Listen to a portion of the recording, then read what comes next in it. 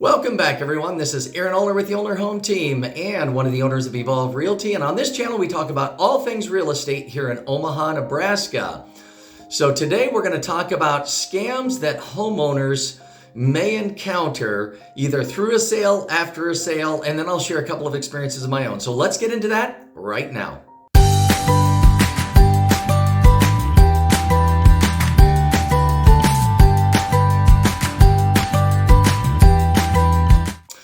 All right, so today, what's kind of spurring this is that I had a client talk with me about a situation that they are having with their property, behind on their payments, had a change in life, and really in a challenge right now. And so we're trying to decide whether they need to sell the property, what they can do to maybe make up the payments and stay, and really just determine what the best thing is for them. Well, throughout this process, they actually got an email from their mortgage company. The header looked exactly like their mortgage company, the footer, everything looked right, but it was a scam. Now, we didn't know this on the front side. I actually got on the phone with this individual, got her on the phone as well, and we went through a conversation. After the phone call with all three of us, my client called from a different email, a different number, and what they learned was that the number that we had called was all a scam. It was a company that knew they were behind on payments and struggling. And these people were trying to scam my client out of thousands of dollars by making them believe that they could get out of the situation they were in by making up all of their payments. And in fact, they couldn't even sell the property until they made up the payments. It was all a lie. It was all a scam. And obviously, they were infuriated. I'm infuriated that there's so many people out there that are trying to take other people's stuff and prey on those that are most vulnerable in our society, and that's so wrong. So I wanted to do a quick video to let you know of that certain scenario. So if you happen to be behind or get behind on your payments, please double verify who you're talking with and that they are with the company that you think that they're with, so that you're not scammed by them. So a couple other scams that I want to talk about today. There is a title and deed. So when you close on a property, the title company will always send you the documents that you signed with the title and the deed set. So you're going to get a copy. But there's companies out there that will send you an email, let you know for $25, $50, $100, they will go ahead and send you these documents. You don't have to do that. At least in the state of Nebraska, you will get a copy of those. Another one of those are mover scams. Apparently there's been some mover scams where people will collect money from you on the front side and then they never show up on the day of closing. Contractors, I've heard of contractors taking money, or they'll do a bid for you. They'll tell you need 50% down and they never show up. Guys, you should never pay money on the front side until some work is done. A reputable company will have enough money in their funds that they will be able to accomplish at least a portion of the work and get some of their skin in the game before they ask you to get any skin in the game from you. So if you've got a company of any short, shape, or form that's asking you for money up front, those are red flags. That should not happen if these companies are reputable and in a good financial standing. And they may be a reputable company in poor financial standing. Well, I wouldn't want to give them money either, because I've also heard of people putting money down on houses to build, on projects to be done. They get half done and then the people go out of business and they have to find someone else to do it.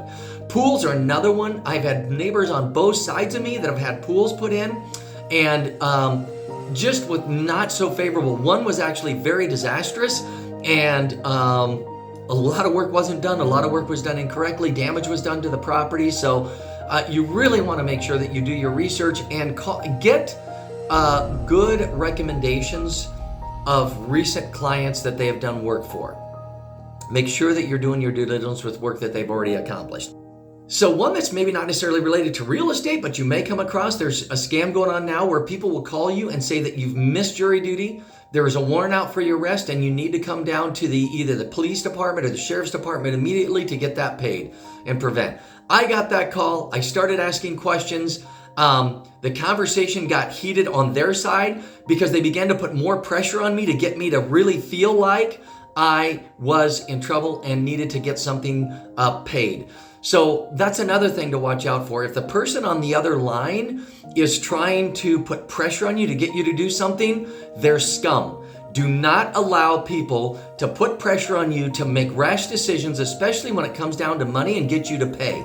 Even if it's a legitimate claim, if they're doing that, it's wrong and they shouldn't be doing it. I have no problem calling that kind of tactic scum. So do not be a part of that. That's a red flag. You need to talk with someone else. And the last one I'm going to share that is specifically related to real estate is called wire fraud. And it can be related to anything else, but in my world, we're always disclosing wire fraud to our clients and letting them know the dangers of wire fraud when we're in the middle of a transactions. I actually had it happen to me, to one of my sellers one time.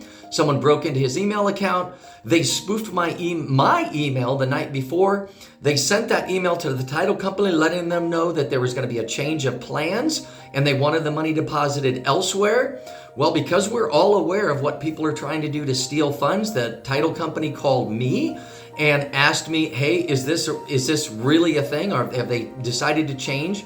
And so we got the FBI involved with this one here because it was that significant. So anyway, all that to say is whenever you set up funds to be wired, especially in a real estate transaction, it will always be done in person or with someone that you know, and it will never change unless it's in person or over the phone with someone that you know, you've already talked with, you know their voice.